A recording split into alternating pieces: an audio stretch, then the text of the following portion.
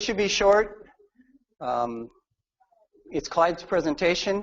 If I have time, we'll talk a little bit more about it. But anybody familiar with Senate Bill 54? All new? Okay, so a few people. So we'll go through it real quick, and then we'll let Paul Penn come back up. So here we go. Like I say, this is from Clyde. I'm thinking everything's good. Killing some fish is a good thing, so eating them is even better, but that's what that's about. And then Chevron happens. So this all comes from the Chevron incident. You're familiar with a lot of the regulations. So this is Senate Bill 54, but it's actually now, if you want to, it's 25536.7. So it's actually a health and safety code, and we're going to get into it a little bit, I think. Basically, I guess going by intent, I think it's because they want to ensure that workers are properly trained when they're working on the systems, whatever it is. And so this guarantees that owners, operators, when they hire, it's primarily to contractors and subcontractors, construction, alteration, demolition, installation, repair, maintenance at a stationary source, so not a mobile source, use skilled and trained workers. Okay, so what does that all entail? So the chief of the Division of Apprenticeship Standards of the Department of Industrial Relations, that's a mouthful. Anyways, the chief approves a curriculum, in-person training or classroom laboratory training for safety for workers at highly hazardous facilities. And it took effect, well, there's a graduated plan, and I'll get into that a little bit. So they approve the curriculum. It's a certified curriculum, and it's provided by trade organizations or junior colleges, community colleges.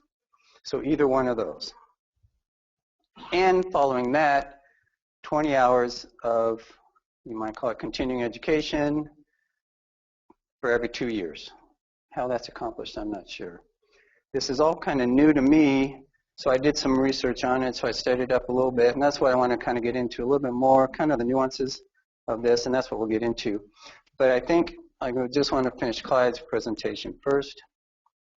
And I think after this Senate bill is passed, I think the world's a happier place. That's kind of the impression I get. Everything's good, we're all happy, we're all safe, and so it's all a good thing. That's kind of what I get from this.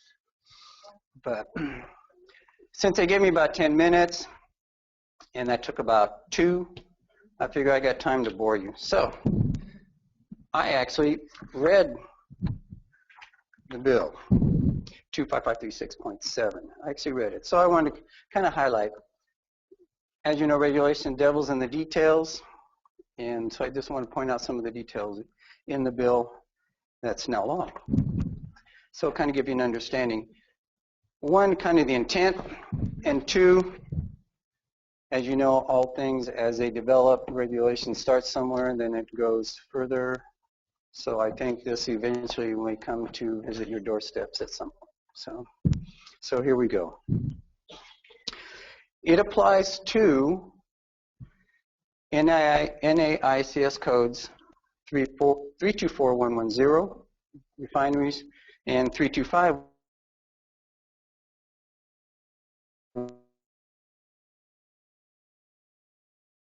110 refinery regs that are coming out, and Paul can talk more about that. And if you have one or more covered processes as opposed to RMP PSM. So it's specific on who it applies to, okay? And it's contracting work done at the site, so it's not mobile. And it involves an apprenticeship program. So any work occupation that's apprenticeable, that's where it applies, okay? Does not apply to oil and gas extraction operations. I'm assuming since that's Dogger, that's probably why that's there, okay? So the chief, like I said, chief of the Division of Apprenticeship Standards approves the curriculum and then reevaluates the curriculum periodically to update it, okay? And that curriculum could be trade industries or some new classes coming up, develop new, or the community colleges. Okay, it will also look at current programs and see if they're sufficient, if they can handle the capacity for the new demands, and it'll consider those options. It took effect July 1st, 2014, but any contracts prior to that don't apply, so it's only things moving forward. Okay. It also considers relevant work experience when applying for those new standards at training. Like I say, it is a certificate program. Certificates are issued by the chief. So as you pursue this, I would say you probably need to contact the chief of the apprenticeship program to see what kind of certificates are issued. Okay. Oh, I love this one. The criteria of subparagraph A of paragraph B of subdivision B, subparagraph C of paragraph 9 of subdivision B, and subparagraph B of paragraph 10, subdivision B, shall not apply to either of the following. So what they're saying, there are some exceptions. Exceptions being, if you cannot get sufficient a number of people within a 48-hour period, then there's some exceptions to that.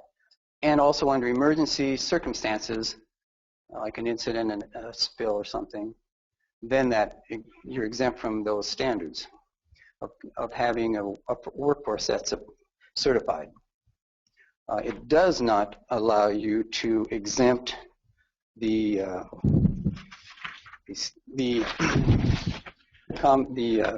prevailing wage regulation. This part of that is skilled and prevailing wage. You still have to pay prevailing wage, but you're skilled. Okay. So it defines what construction alteration, demolition is not a public works, so that doesn't apply. It talks about each contractor and each subcontractor has to have that skilled labor in force. It defines what construction is. It defines what so it applies to apprenticeable occupation. So if it's not an apprenticeable occupation, then it doesn't apply. So who sets that up? That's still part of the chief of that program. Does not include catalyst handling and loading, chemical cleaning, and inspection and testing. So it's exempt. It's also exempt from your own employees that work at your facility. So it's only for contractors and subcontractors. Okay. And this is what it makes. So you're registered, you're certified as an apprentice, skilled, gone through the class.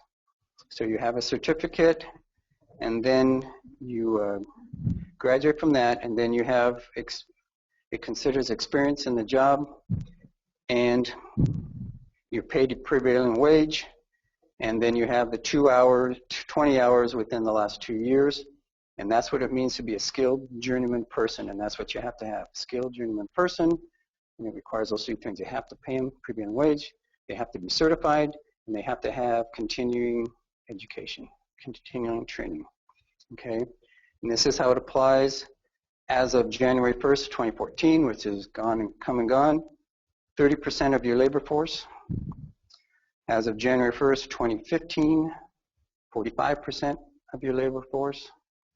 And January 1st, 2016, which is coming up, 60% of your contractor labor force must be certified under these standards. Okay. Now, an application of this, I would say, who interprets regulation? I would say it's the guys who enforce it. So until courts say otherwise. So whoever's going to enforce this, I don't know. I think as far as us, my interpretation of this so far would be possibly in the MLC programs as you're doing some modifications and stuff, because that would be involved in that. We might be looking at it then. For you, OSHA, obviously, because they're under, industrial relationships. And so it could be OSHA for sure on all that, on all the projects you have, new construction. So if you have questions, I would pursue it so you have an understanding, and then we'll see how this goes as it gets applied moving forward. So, questions? Nope, we're good. Paul's going to come up and talk about some other stuff, and then we'll have a panel discussion.